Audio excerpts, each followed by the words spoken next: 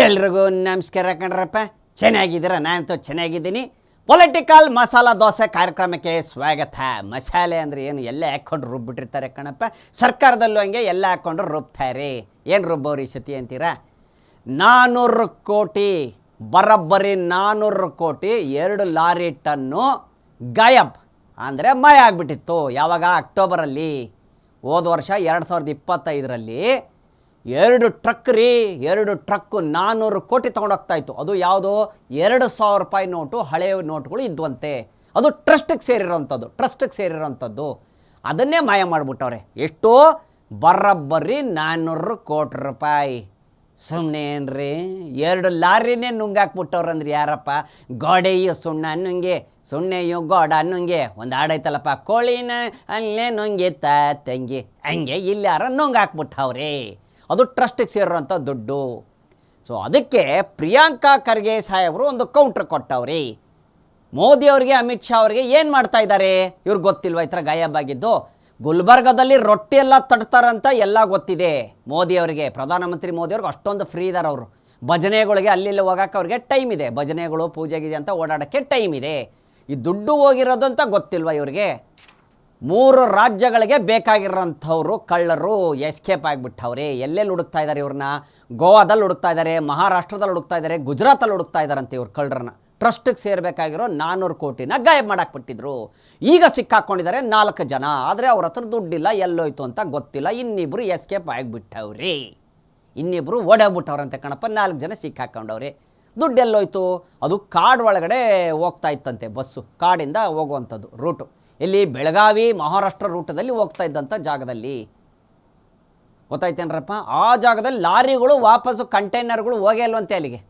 ಏನು ಕೆಳಗಳಿಗೆ ಬಿದ್ದು ಹೋಗ್ಬಿಡ್ತಾ ಏನಾರು ಹಂಗಂತ ಅನ್ಕೊತಾರೆ. ಬಟ್ ಇಲ್ಲಿ ಸಿಕ್ಕಾಕೊಂಬಿಟ್ಟವ್ರಲ್ಲ ಎಸ್ಕೇಪ್ ಮಾಡಿದವ್ರು. ದುಡ್ಡು 400 ಕೋಟಿ ಹೋದ ವರ್ಷ 2025 ಅಕ್ಟೋಬರ್ಲಾಗಿರೋಂಥದ್ದು. ಬರೋಬ್ಬರಿ 400 ಕೋಟಿ. ಆದರೆ ಪ್ರಿಯಾಂಕಾ ಖರ್ಗೆ ಸಾಹೇಬ್ರು ಹೇಳ್ತಾವ್ರೆ 1000 ಕೋಟಿ ಮೇಲೆ ಇರಬೇಕದು. ಟ್ರಸ್ಟ್ ದುಡ್ಡು ಅಂತಾರೆ. ಯಾಕೆ ಮೋದಿಯವ್ರಿಗೆ ಗೊತ್ತಿಲ್ಲ, ಅಮಿತ್ ಶಾ ಅವ್ರಿಗೆ ಗೊತ್ತಿಲ್ವಾ? ಇದೆಲ್ಲ ಗೊತ್ತಾಗಲ್ವ ಅವ್ರಿಗೆ? ಬೇರೆದೆಲ್ಲ ಗೊತ್ತಾಗುತ್ತೆ, ಭಜನೆಗೆ ಹೋಗೋದು ಅದು ಇದು ಗೊತ್ತಿಲ್ವಾ? ಅವ್ರು ಮೂಗ್ ಕೆಳಗೆ ಆಗಿರೋದು. ಈಗ ಎಲ್ಲೆಲ್ಲಿ ಸರ್ಕಾರ ಇದೆ ಬಿ ಜೆ ಪಿ ಸರ್ಕಾರ? ಈಗ ದುಡ್ಡು ಕಳೆದಿರೋದು ಎಲ್ಲಿದು? ಗುಜರಾತಲ್ಲಿ. ಆಮೇಲೆ ಗುಜರಾತಲ್ಲಿ 25 ವರ್ಷದಿಂದ ಬಿ ಜೆ ಪಿ ಸರ್ಕಾರ ಇದೆ. 25 ವರ್ಷದಿಂದ ಬಿ ಜೆ ಪಿ ಸರ್ಕಾರ ಇದೆ. ಎಲ್ಲಿ? ಗುಜರಾತಲ್ಲಿ.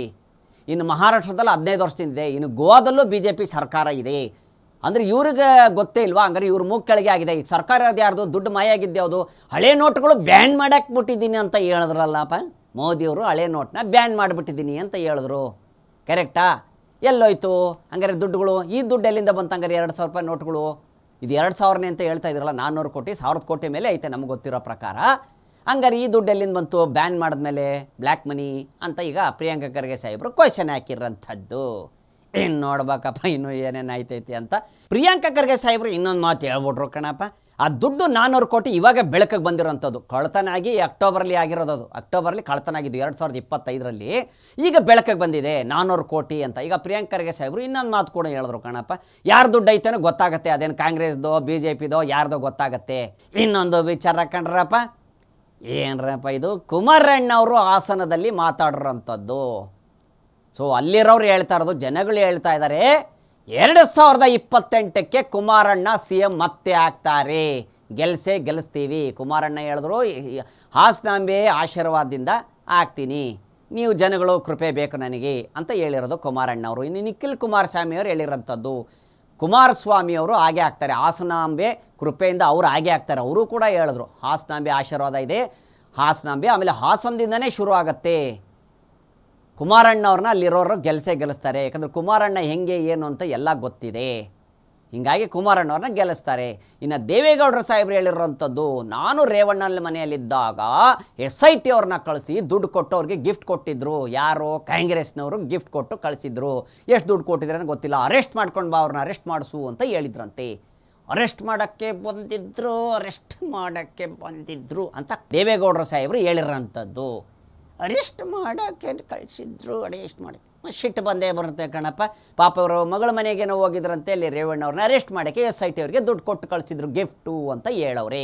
ಇನ್ನು ಸಿದ್ದರಾಮಯ್ಯ ಸಾಹೇಬರಿಗೆ ಈ ಪ್ರಶ್ನೆ ಹಾಕಿದ್ದಕ್ಕೆ ಅವ್ರು ಹೇಳಿದ್ರು, ಯಾರು ಕೊಡ್ತಾರೆ ನಮಗೇನು ಗೊತ್ತು, ನಾವು ಕೊಡೋಣ. ಕಾನೂನು ಪ್ರಕಾರ ಅವ್ರನ್ನ ಅರೆಸ್ಟ್ ಮಾಡೋಕ್ಕೆ ಹೋಗಿದ್ದಾರೆ.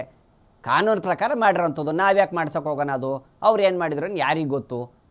ಎಸ್ ಐ ಟಿಗೆ ನಾವು ಯಾಕೆ ಕೊಡೋಣ ಗಿಫ್ಟ್ ಎಲ್ಲ, ಅದು ಅವ್ರಿಗೆ ಗೊತ್ತು.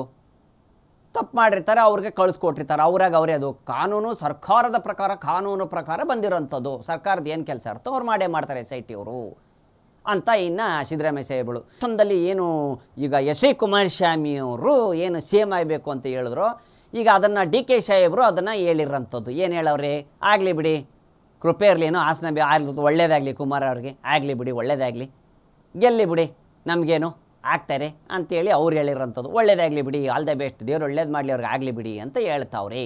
ಆಮೇಲೆ ಇನ್ನು ಬೇರೆ ವಿಚಾರಗಳು ಬಂದಾಗ ಕುಮಾರಣ್ಣ ಅವ್ರಿಗೆ ಇವ್ರು ಹೇಳಿರೋಂಥದ್ದು, ನನ್ನ ಬಗ್ಗೆ ಅಷ್ಟೆಲ್ಲ ಮಾತಾಡ್ತಾರಲ್ಲ, ಅವ್ರಿಗೆಲ್ಲ ನಿದ್ದೆ ಬರಲ್ಲ, JDS BJP ಅವ್ರಿಗೆಲ್ಲ ನಿದ್ದೆ ಬರಲ್ಲ, ನಮ್ಮ ಹೆಸರು ಕಾಂಗ್ರೆಸ್ ಅವ್ರು ತೊಗೊಳ್ಳೇಬೇಕು, ಊಟ ಸೇರಲ್ಲ, ನಿದ್ದೆ ಸೇರಲ್ಲ, ಏನೂ ಆಗಲ್ಲ ಅವ್ರಿಗೆ, ಒಟ್ಟು ನಮ್ಮ ಹೆಸರುಗಳನ್ನ ಪ್ರಚಾರ ಮಾಡ್ತಾ ಇರಬೇಕು ಅವಾಗಲೇ ಅವ್ರಿಗೆ ನಿದ್ದೆ ಬರೋದು ಅಂತ ಡಿ ಕೆ ಸಾಹೇಬ್ರು ಹೇಳಿರೋವಂಥದ್ದು.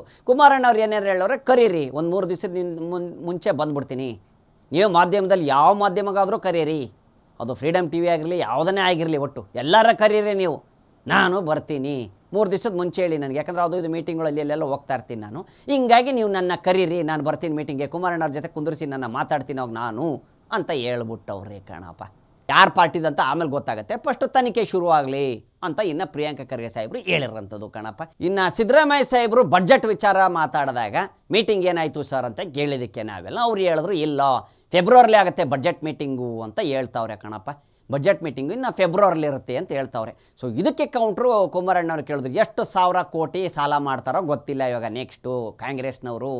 ಈಗ ಆಲ್ರೆಡಿ ಎಷ್ಟೋ ಕೋಟಿ ಸಾಲ ಆಗ್ಬಿಟ್ಟೈತೆ, 9,000 ಕೋಟಿ ಆಗಿದೆ ಅಂತ ಈ ಸತಿ ಕಾಂಗ್ರೆಸ್ಸಿಂದ. ಇನ್ನೆಲ್ಲೆಲ್ಲಿ ಸಾಲ ಮಾಡುತ್ತಂದು ಇನ್ನು ಬೇರೆಯವ್ರ ತಲೆ ಮೇಲೆ ಹಾಕ್ತಾರೋ ಅಂತ ಹೇಳ್ತಾವ್ರ ಕಣಪ್ಪ. ಎಷ್ಟು ಸಾಲ ಮಾಡಿಬಿಟ್ಟಾರೆ ಕಾಂಗ್ರೆಸ್ನವರು, ತುಂಬ ಸಾಲ ಮಾಡಿಬಿಟ್ಟಾರೆ. ಫ್ರೀ ಗಿಫ್ಟ್ಗಳೆಲ್ಲ ಕೊಟ್ಬಿಟ್ಟು, ಗ್ಯಾರಂಟಿಗಳೆಲ್ಲ ಕೊಟ್ಬಿಟ್ಟು ಸಾಲಗಳು ತಂದು ಹಾಕ್ತಾವ್ರಿ ಇಲ್ಲಿ. ಈಗ ಆಲ್ರೆಡಿ 9,000 ಕೋಟಿ ಆಗ್ಬಿಟ್ಟೈತಂತೆ ಸಾಲ ಕಾಂಗ್ರೆಸ್ಸಲ್ಲಿ. ಈಗ ನೆಕ್ಸ್ಟ್ ಏನು ಮಾಡ್ತಾರೋ ಬಜೆಟಲ್ಲಿ ಗೊತ್ತಿಲ್ಲ ಅಂತ ಕುಮಾರಣ್ಣ ಅವ್ರು ಹೇಳಿರೋಂಥದ್ದು.